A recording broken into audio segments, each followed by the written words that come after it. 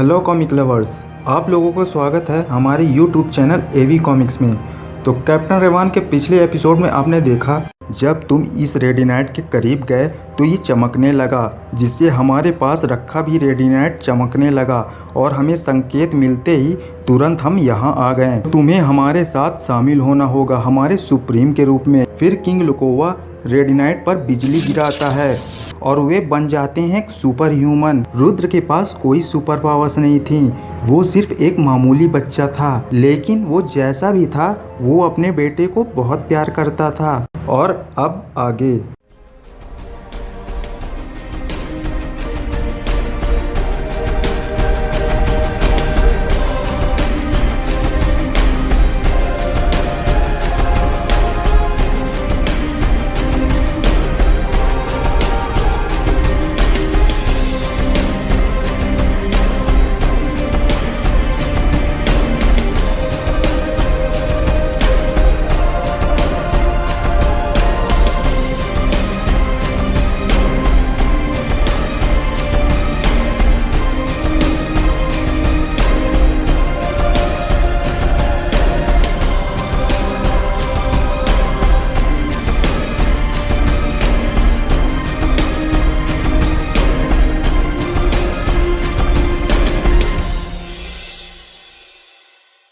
बच्चों की आने की वजह से महाराज विश्वजीत और तीनों किंग्स काफ़ी ज़्यादा खुश थे, खासकर महाराज विश्वजीत, क्योंकि उन्होंने काफ़ी ज़्यादा दुख झेला था अपने 4 बच्चों को खोकर। महाराज विश्वजीत अपने बेटे वंश के साथ साथ दिव्यराज के बेटे और तीनों किंग्स के बच्चों को भी बहुत ज़्यादा मानते थे और वे यह सोचते थे कि जिस ईश्वर ने उनके 4 बच्चों को उनसे छीन लिया था, अब वही ईश्वर मानो उन्हें एक साथ लौटा दिया हो।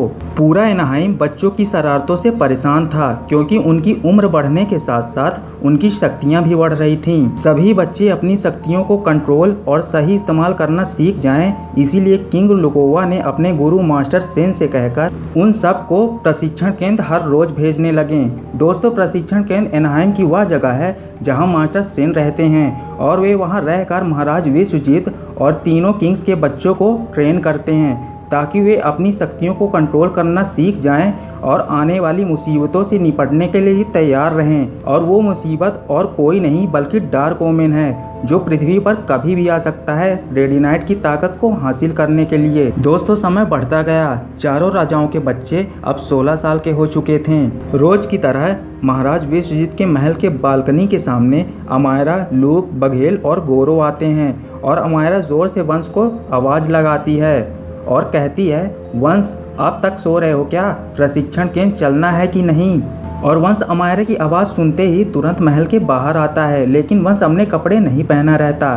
फिर वंश को देखकर सब लोग हंसने लगते हैं और वंश शर्मा कर अंदर चला जाता है और ये कहता है, मैं अभी आया दोस्तों।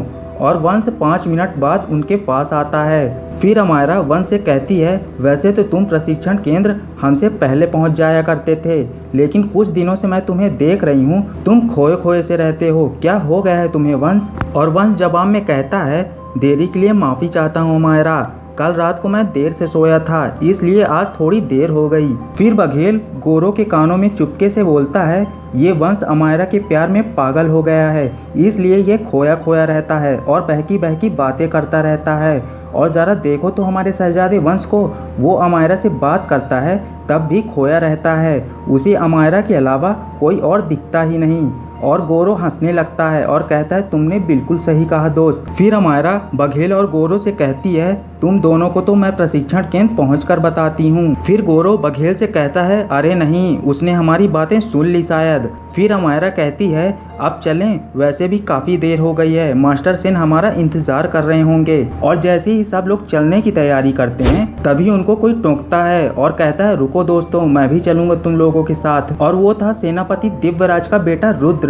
और बघेल गोरो से फिर से धीमी आवाज में बोलता है और कहता है, ये लो, एक और आ गया अमायरा का दीवाना।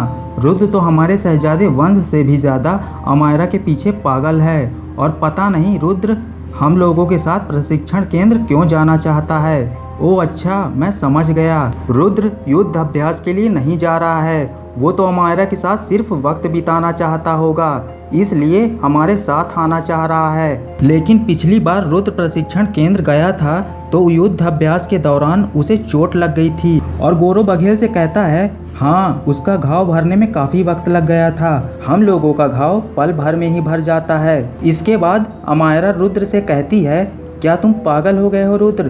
तुम अच्छी तरह से जानते हो कि प्रशिक्षण केंद्र में युद्ध अभ्यास तुम नहीं कर सकते।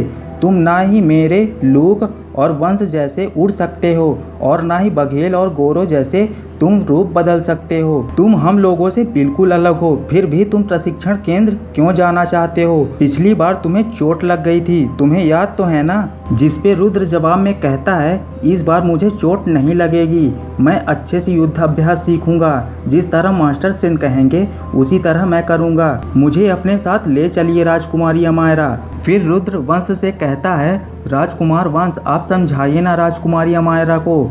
और वंश अमायरा से कहता है अमायरा अब मान भी जाओ, रुद्र का मन है आने का तो उसे हमारे साथ आने दो।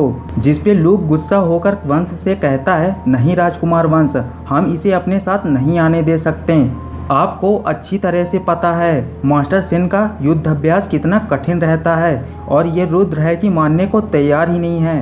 फिर अमायरा रुद्र से कहती है ठीक है रुद्र, तुम हमारे साथ प्रशिक्षण केंद्र चल सकते हो। इतना सुनते ही लूक चौंक जाता है और अमायरा से कहता है कि लेकिन अमायरा इसके पास हमारी जैसी शक्तियां नहीं हैं, ये वहाँ पर क्या करेगा? और अमायरा जवाब में कहती है बस भाई अब हमें चलना चाहिए, वैसे भी काफ़ी देर हो गई है। और लूक वंश से कहता है अगर रुद्र को युद्ध अभ्यास के दौरान दोबारा चोट लगी तो उसके जिम्मेदार सिर्फ आप होंगे राजकुमार वंश।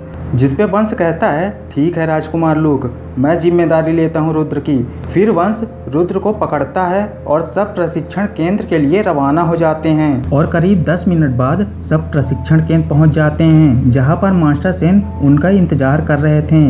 और फिर सब लोग मास्टर सेन के सामने खड़े होकर उनको प्रणाम करते हैं। तभी मास्टर सेन सबसे पूछते हैं कि हम आप लोगों से जान सकते हैं देर से आने की वजह को?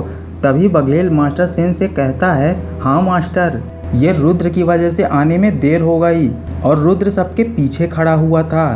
तभी मास्टर सेन बोलते हैं अरे रुद्र, हमने तो तुम्हें देखा ही नहीं, वैसे तुम यहाँ क्या कर रहे हो? और रुद्र जवाब में कहता है मैं यहाँ युद्ध अभ्यास करने आया हूँ मास्टर सेन। फिर मास्टर सेन बोलते हैं अच्छा, तुम्हारा युद्ध अभ्यास के प्रति दिलचस्पी देखकर हम प्रभावित हो गए। तभी बघेल बोलता है युद्ध अभ्यास के प्रति दिलचस्पी नामुमकिन, ये तो सिर्फ अमायरा के लिए।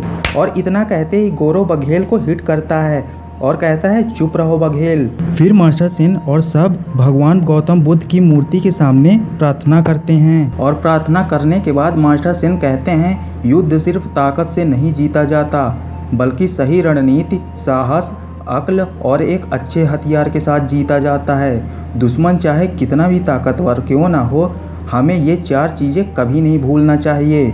उम्मीद है कि आप लोग समझ गए होंगे। और सभी कहते हैं हाँ मास्टर सेन। फिर मास्टर सेन कहते हैं चलो जो कल हमने सीखा था उसे आज फिर दोहराते हैं। फिर मास्टर सेन एक तरफ खड़े हो जाते हैं और दूसरी तरफ वंश, लूक, अमायरा, बघेल और गोरो खड़े हो जाते हैं। फिर मास्टर सेन उन सब से कहते हैं अब चलो एक साथ हमला करो मुझ पर। इतना कहते ही लूक, बघेल और गोरो ट्रांसफॉर्म हो जाते हैं। लूक बर्ड मॉन्स्टर में, बघेल व्हाइट टाइगर मॉन्स्टर में और गोरो एक गोरिल्ला मॉन्स्टर में बदल जाता है। दोस्तों अब आप यहाँ सोच रहे होंगे कि अमायरा ने अपना रूप क्यों नहीं बदला, आखिर वो भी तो किंग लुकोवा की बेटी है। दरअसल फैक्ट यह है दोस्तों, अमायरा अपना रूप नहीं बदल सकती क्योंकि वह फीमेल है। आप लोग ऐसे भी लॉजिक लगा सकते हैं जैसे मर्दों की दाढ़ी मूंछ आती है लेकिन औरतों में नहीं आती। ठीक इसी तरह से अमायरा अपने भाई लूक और अपने पिता किंग लुकोवा के जैसे बर्ड मॉन्स्टर में नहीं बदल सकती। फिर वंश कहता है तैयार होना सब, और इतना कहते ही सब मास्टर सेन पर टूट पड़ते हैं। दोस्तों आज के लिए बस इतना ही। आई होप आपको ये वीडियो पसंद आई होगी। तो दोस्तों मिलते हैं कैप्टन रेवान के 5वें एपिसोड में, तब तक के लिए गुड बाय।